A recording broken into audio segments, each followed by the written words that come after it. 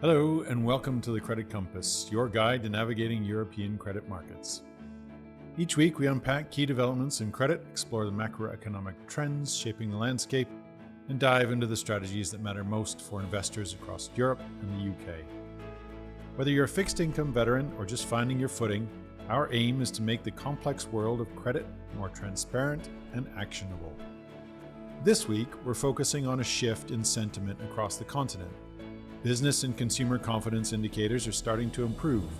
At the same time, NATO countries are preparing to ramp up defense spending against a backdrop of escalating geopolitical tensions. That shift could deliver both support and strain to European economies. And we'll also touch on the uneasy calm in markets, where uncertainty abounds, but risk is barely being priced. All right, let's get into it.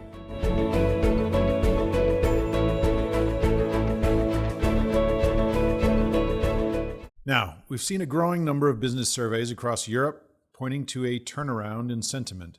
Last week, Germany's ZEW survey on expectations for economic growth rose to 47.5. That's a meaningful jump and the highest level we've seen since before the energy shock of late 2022. It signals renewed optimism, not just from economists, but also from portfolio managers and analysts surveyed about the market expectations.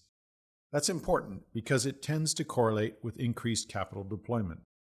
The broader European ZEW index also improved compared to April, suggesting that optimism isn't confined to Germany alone. Germany's IFO Business Climate Index, another widely tracked indicator, has also been trending upward. In particular, the forward-looking expectations component has strengthened, with business leaders more optimistic about the future than they have been at any point since early 2023. Encouragingly, this pickup is showing up in the manufacturing sector, which has been a laggard through most of the last 18 months. Over in the UK, the GfK Consumer Confidence Index improved slightly, rising from -20 to -18. While still in negative territory, that's the best level since 2024. And we're seeing similar modest gains in consumer sentiment across the Netherlands, Belgium, and Denmark. Again, levels remain subdued, but the trend is clearly moving in the right direction, month after month. If this continues, it could feed through into improved consumption data later this summer. Meanwhile, as we record this episode, NATO member states are meeting for their annual summit. A major focus of the agenda is defense spending. Most countries have already signaled their intention to increase military outlays to meet the updated target of 5% of GDP. That figure tends to include 3.5% for direct military expenditures and another 1.5% for more flexible defense-related infrastructure projects that could include things like transport, cybersecurity, and critical energy systems. So why should credit investors care about NATO budgets? Well, there are a few reasons. First, increased defense spending could act as a stabilizing force. By strengthening deterrence, it reduces the risk of escalation on or near European soil. That in itself supports market confidence and long-term investment planning. Second, in the short term, this kind of fiscal push can be growth positive. Increased public investment in manufacturing and infrastructure can stimulate activity, especially in sectors like aerospace, engineering, and dual-use logistics. We're already seeing signs of renewed demand in German heavy industry and Nordic defense suppliers. Names with strong order books and government contract exposure, particularly in the investment grade space, may stand to benefit. Added to this, depending on where the spending goes, an investment into research and development can also help to support future growth with increased innovation that could be applied to both defense and commercial applications. But there are real constraints on the other side of the ledger. Many European governments are already burdened with high debt levels, having spent heavily during the pandemic to support households and businesses. France and the UK in particular face ongoing political and fiscal challenges as they attempt to regain control of their budgets and rein in deficits. Germany, too, is now planning a significant increase in bond issuance to fund its spending commitments, and Spain has announced its concern at the level of 5% of GDP as they are concerned about their ability to afford that level of spending. And this comes just as the European Central Bank has fully exited from its bond buying programs.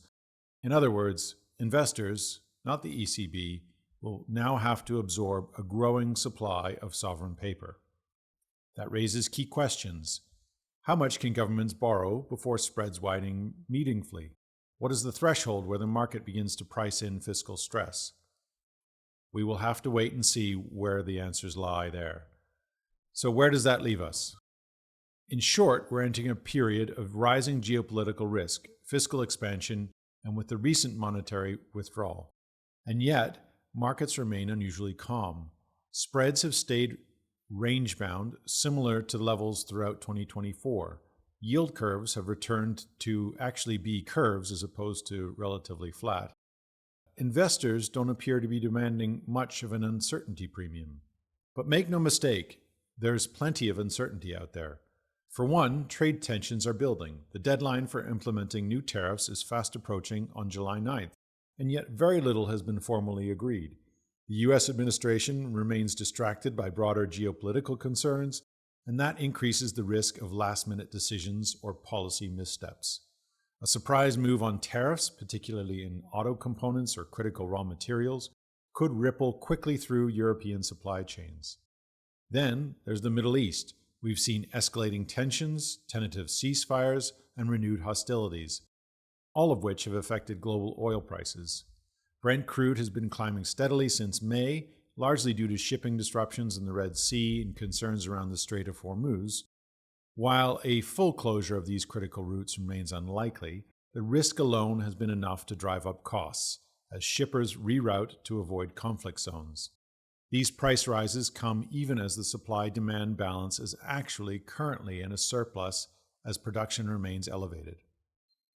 Higher shipping costs as a result of the concerns surrounding shipping lanes could feed through to inflation if sustained, adding pressure to central banks that are already trying to engineer soft landings. And now, with European governments planning substantial new defense budgets, the risk of fiscal slippages are rising just as the EU prepares to reinstate tighter deficit rules. So while headline data may look stable, the underlying picture is far less certain.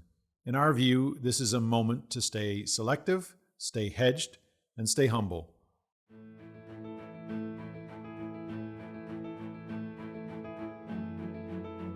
That's all for this edition of the Credit Compass. If you found today's episode helpful, please like, subscribe, and share it with friends and colleagues.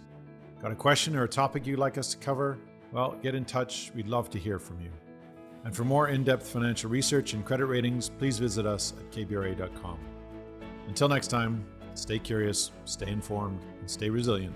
Let the Credit Compass help guide your way.